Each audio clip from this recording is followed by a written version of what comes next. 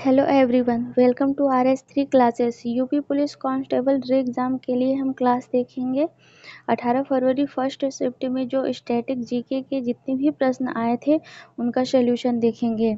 तो पहला प्रश्न था, भारतीय संविधान के अनुसार अनुच्छेद 14 से 18 निम्न में से किस अधिकार से संबंधित है? तो किससे संबंधित है अनुच्छेद 14 से 18?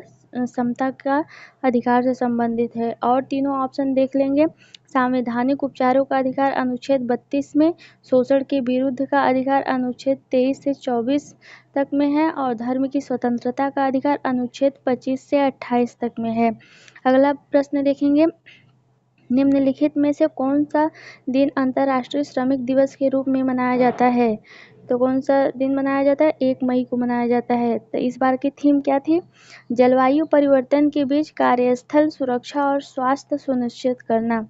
अगला प्रश्न है, निम्नलिखित में से कौन सा अम्ल पालक में मौजूद होता है? तो कौन सा अम्ल पालक में मौजूद होता है? Oxalic acid. और भी तीनों ऑप्शन देख लेंगे। लैक्टिक एसिड दूध में, सिट्रिक एसिड खट्टे फलों में और एसिटिक एसिड सिरके में पाया जाता है। सोल्जरिंग विद डिग्निटी निम्न में से किस दिग्गज भारतीय सैन्य अधिकारी पर लिखा गया? तो किन पर लिखा गया? फील्ड मार्शल सैम मानेकशा के ऊपर लिखा गया सोल्जरिंग विद डिग्निटी।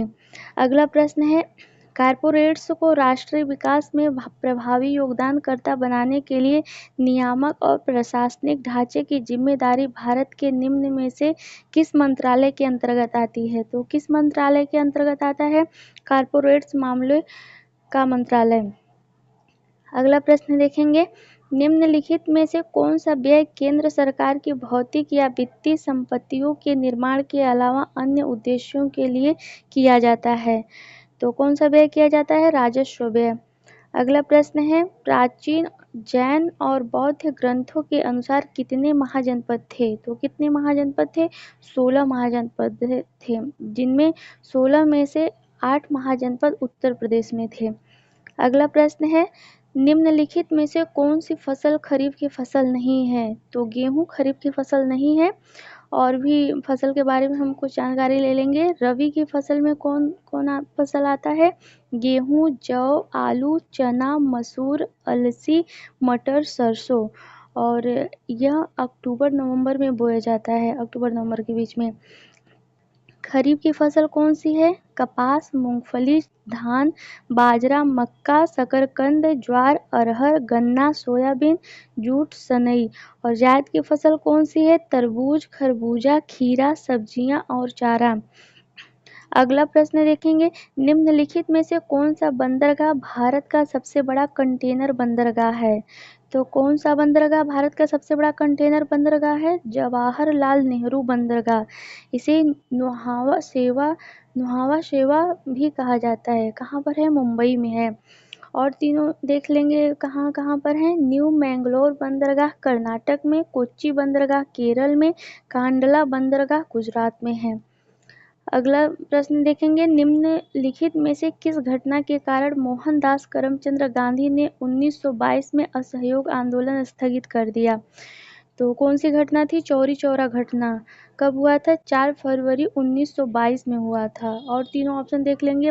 बंगाल का विभाजन 16 अक्टूबर 1905 में, लाला लाजपत पर लाठीचार्ज घटना 30 अक्टूबर 1928 में और जलियांवाला बाग नरसंहार 13 अप्रैल 1919 में। अगला क्वेश्चन देखेंगे, सन 2016 में की गई नोटबंदी में किस मूल्य की मुद्रा को चलन से बाहर कर दिया गया? तो 1000 और 500 की मुद्रा को चलन से बाहर कर दिया गया। भारत में विमुद्रीकरण कब किया गया? 8 नवंबर सन 2016 को। और उसमें प्रधानमंत्री कौन थे? नरेंद्र मोदी थे। अगला प्रश्न है, अंतर्राष्ट्रीय श्रम संगठन ILO ने बाल श्रम के वैश्विक विस्तार और इसे खत्म करने के लिए आवश्यक कार्रवाई और प्रयासों पर ध्यान केंद्रित करने के लिए सन 2002 में बाल श्रम के खिलाफ विश्व दिवस की शुरुआत की। प्रत्येक वर्ष विश्व बाल श्रम निषेध दिवस किस तारीख को मनाया जाता है? तो किस तारीख को मनाया जाता है? 12 जून को। इस बार की थीम क्या है? आइए अपनी प्रतिबद्धताओं पर कार्य करें, बाल श्रम को समाप्त करें। और अगला प्रश्न है जीएसटी का तात्पर्य है वस्तु एवं सेवा कर। और जीएसटी के बारे में कुछ जानकारी लेंगे। जीएसटी कब लागू किया गया? 1 जुलाई सन 2017 को। अनुच्छेद किस में आता है? 279(1) में। और जीएसटी का full form goods and services tax है। अगला प्रश्न है निम्नलिखित में से किस प्रसिद्ध लेखक को उपन्यास सम्राट के नाम से जाना जाता है? तो किन्हें उपन्यास सम्राट के नाम से जाना जाता है? मुंशी प्रेमचंद्र को। और माखनलाल चतुर्वेदी को एक भारतीय आत्मा कहा जाता है। और सूर्यकांत त्रिपाठी निराला को शलाका पुरुष भी कहा जाता है और निराला भी कहा जाता है। अगर मेरी क्लासेस अच्छी लगे तो लाइक सब्सक्राइब ज़रूर करें। धन्यवाद।